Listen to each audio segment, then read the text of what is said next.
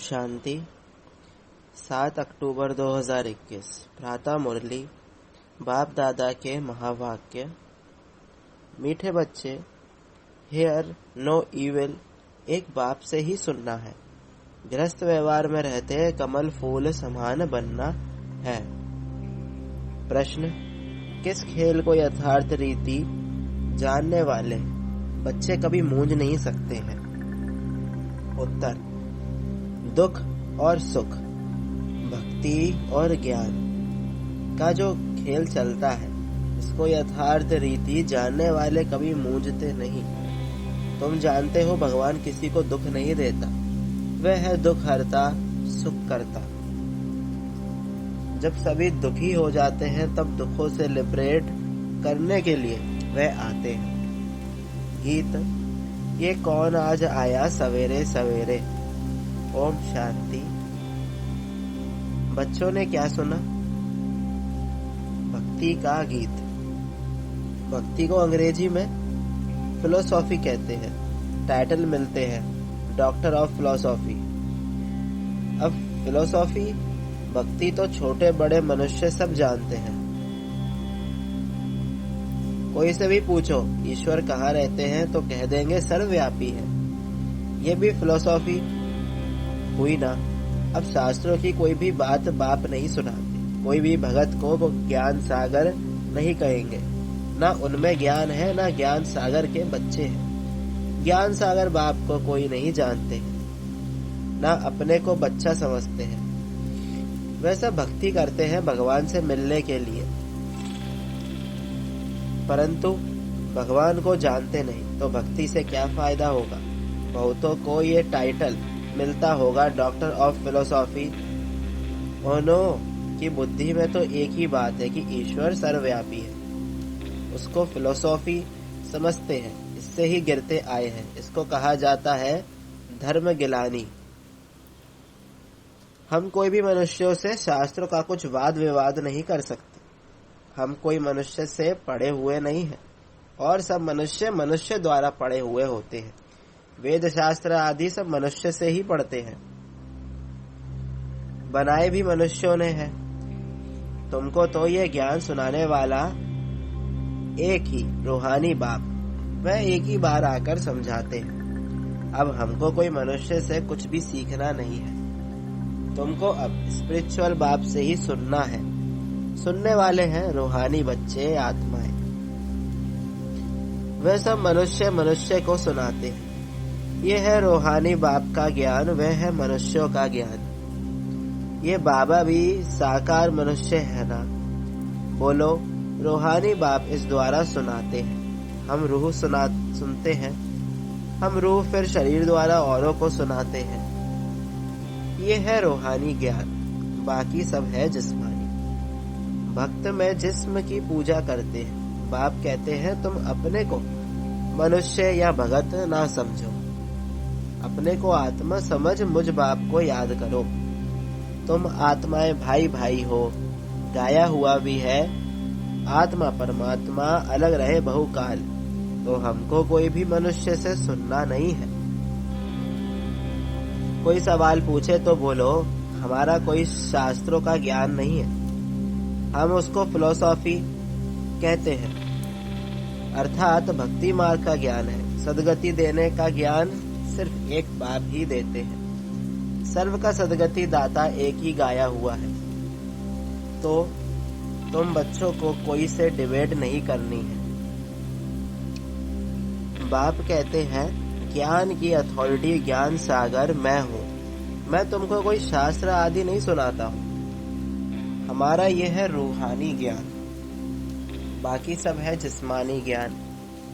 वह सत्संग आदि सब भक्ति मार्ग के लिए है।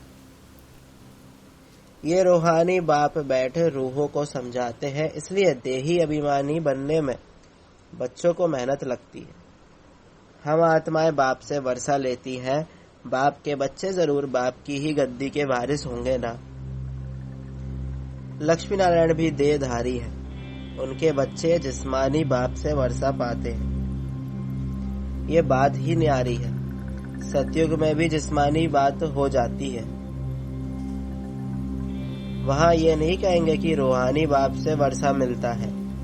देह अभिमान को तोड़ना है, हम आत्मा है और बाप को याद करना है। यही भारत का प्राचीन योग गाया हुआ है। याद अक्षर हिंदी का है। तो ये नॉलेज तुमको अभी कौन देते हैं? ये कोई मनुष्य नहीं जानते। जन्म जन्मांतर मनुष्य से बात करते आए हैं। अभी रूहानी बाप रूहानी बच्चों से बात करते हैं, रूह सुनाते हैं, इसलिए बाप इसको रूहानी स्पिरिचुअल नॉलेज कहा जाता है। गीता को भी वे स्पिरिचुअल नॉलेज समझते हैं, परंतु उसमें नाम कृष्ण देहधारी का डाल दिया है। बाप कहते हैं कि कोई भी मनुष्य में ये नॉलेज हो नहीं सकती। कभी भी कोई तुमसे डिबेट करते हैं तो बोलो ये है तुम्हारा भक्ति का ज्ञान, मनुष्यों के बनाए हुए शास्त्रों का ज्ञान। सत्य ज्ञान तो एक ज्ञान सागर बाप के पास ही है, वही खुद नॉलेज दे रहे हैं। उन्हें सुप्रीम बाप कहते हैं। पूजा भी उस निराकार की होती है। अगर और निराकारियों की पूजा होती है तो वह भी उनके बच्चे ही हैं। मिट्टी का शालिग्राम बनाकर पूजा करते हैं, रुद्र यज्ञ रचते हैं। तुम जानते हो वे परम पिता परमात्मा निराकारी दुनिया में रहते हैं। हम आत्माएं भी वहां रहती हैं। वह ज्ञान का सागर आकर ज्ञान सुनाए सबकी सदगति कर देते हैं। वह है परे से परे रहने वाला परम पिता परमात्मा। सभी आत्माएं ब्रदर्स को पार्ट मिला हुआ है, जो फिर शरीर धारण कर भाई बहन बनते हैं। आत्मा सब एक बाप के बच्चे हैं। आत्मा जब शरीर धारण करती है तो स्वर्ग में सुख, नरक में दुख को पाती है। ये क्यों होता है? समझाया जाता है ज्ञान और भक्ति। वह है दिन, वह है रात। ज्ञान से सुख, भक्ति से दुख, ये खेल बना हुआ है। ऐसे नहीं कि दुख सुख सब भगवान ही रचते हैं। भगवान को बुलाते ही तब है जब दुखी होते हैं। समझते हैं वह सुख देने वाला है, फिर जब सुख का समय पूरा होता है तो फिर रावण 5 विकारों के कारण दुख शुरू होता है। यही खेल है जिसे यथार्थ रीति समझना है। इसे ही रूहानी ज्ञान कहा जाता है। बाकी है सब जिस्मानी ज्ञान। वह हम सुनने नहीं चाहते।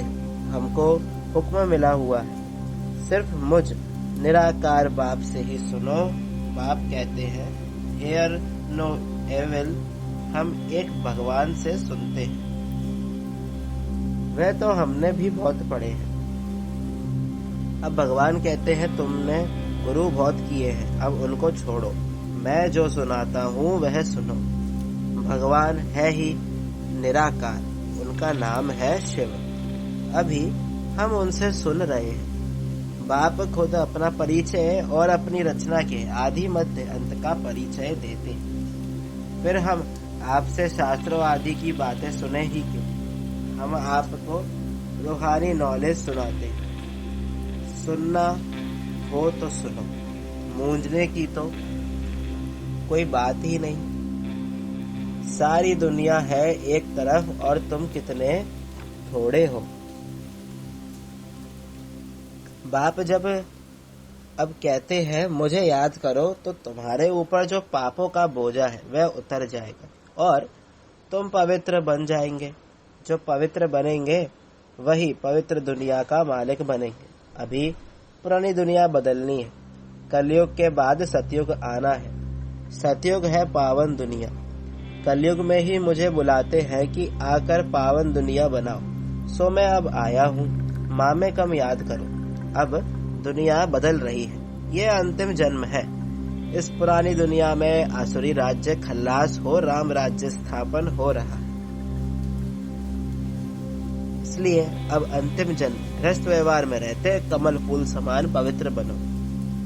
ये विषय सागर है ना। कमल फूल पानी के ऊपर रहता है। तो अब तुम गृहस्थ व्यवहार में रहते कमल फूल के समान पवित्र बनो। तुम बच्चे जानते हो हम राजा ही स्थापन कर रहे हैं। अभी सारी दुनिया बदलनी है। वह धर्म स्थापक सिर्फ अपना अपना धर्म स्थापन करते हैं। पहले वह पावन होते हैं, फिर पतित बनते हैं। सतगुरु तो एक ही सदगति दाता है। मनुष्य गुरु करते ही तब है जब सदगति में जाना चाहते। जब पाप बहुत होते हैं तब रूहानी बाप ज्ञान सुनाते। भक्ति का फल ज्ञान तुमको भगवान से मिलता है। भगवान कोई भक्ति नहीं सिखलाते, वह तो ज्ञान देते हैं।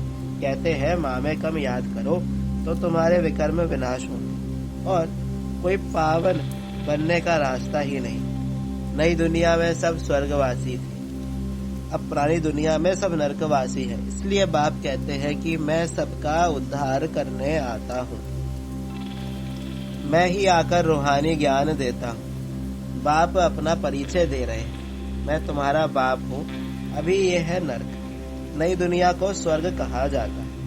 ऐसे कैसे कहेंगे कि यहाँ ही स्वर्ग नरक है? जिनको बहुत धन है वह स्वर्ग में है। स्वर्ग तो होता ही है नई दुनिया में, यहाँ स्वर्ग कहाँ से आया? इसलिए हम कोई मनुष्यों की बात सुनते नहीं। बाप कहते हैं तुमको तमो प्रधान से सतो प्रधान बनना है, तो माँ में कम याद करो। सारा दिन बुद्धि में ये नॉलेज रहनी चाहिए। अच्छा, मीठे मीठे सिकिल दे बच्चों प्रति माता पिता बाप दादा का याद प्यार और गुड मॉर्निंग। रूहानी बाप की रूहानी बच्चों को नमस्ते। हम रूहानी बच्चों की रूहानी बाप दादा को याद प्यार और गुड मॉर्निंग, नमस्ते नमस्ते, शुक्रिया बाबा शुक्रिया। धारणा के लिए मुख्य सार।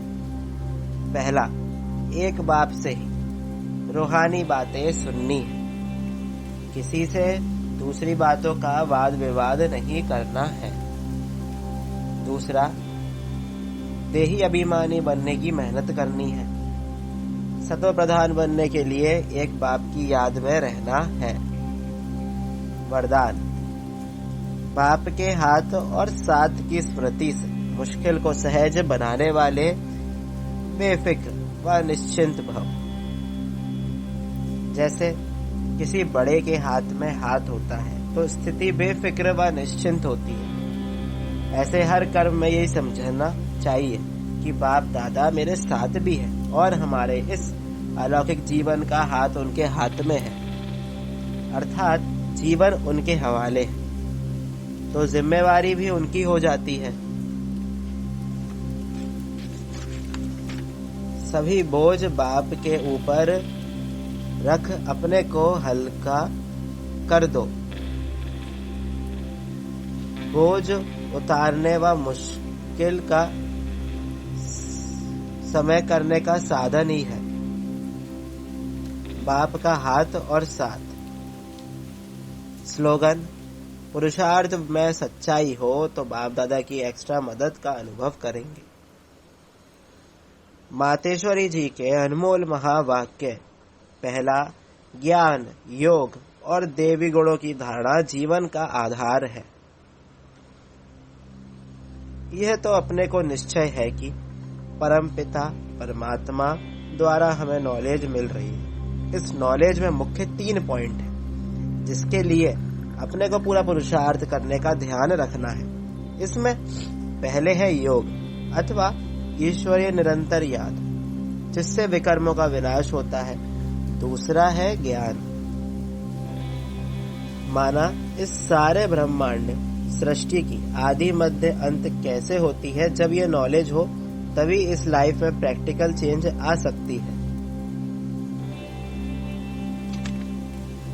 और हम भविष्य प्रारब्ध अच्छी बना सकते हैं। तीसरा पॉइंट है क्वालिफिकेशन, तो हमको सर्वगुण संपन्न 16 कला संपूर्ण अवश्य बनना है, तभी देवता बन सकते हैं। तो अपने आप को चलते फिरते खाते पीते इन तीनों पॉइंट पर ध्यान देना जरूरी है। इस एक ही जन्म में ज्ञान बल, योग बल और देवी गुणों की धारणा की जाती है। तीनों का आपस में कनेक्शन है। ज्ञान बिगर योग नहीं लग सकता और योग बिगर देवी गुणों की धारणा नहीं होती। इन तीनों पॉइंट पर सारी जीवन का आधार है, तभी विकर्मों का खादा खल्लास हो अच्छे कर्म बनते, इसे ही ईश्वरीय जीवन कहा जाता है। दूसरा, भारत का प्राचीन योग परमात्मा द्वारा सिखाया हुआ है। अपना यह ईश्वरीय योग भारत में प्राचीन योग के नाम से मशहूर है। इस योग को अविनाशी योग क्यों कहते हैं? क्योंकि अविनाशी परम पिता परमात्मा द्वारा सिखाया गया है। भले योग और मनुष्य आत्माएं भी सिखाती है, इसलिए योगाश्रम वगैरह खोलते रहते हैं, परंतु वो प्राचीन योग सिखला नहीं सकते। अगर ऐसा योग होता तो फिर वो बल कहाँ? भारत तो दिन प्रतिदिन निर्बल होता जाता है, इससे सिद्ध है वह योग अविनाशी योग नहीं है। जिसके साथ योग लगाना है वह खुद ही सिखला सकता है। बाकी औरों से तो योग लगाना ही नहीं है, तो फिर सिखलाएंगे कैसे? ये तो स्वयं परमात्मा ही कार्य कर सकता है, वही हमें पूरा भेद बता सकता है। बाकी तो सब तरफ कहते रहते हैं हम योग सिखलाएंगे।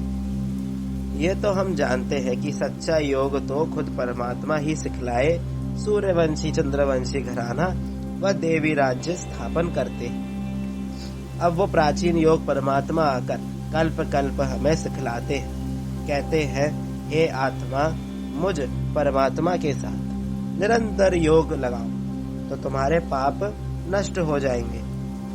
अच्छा, ओम शांति।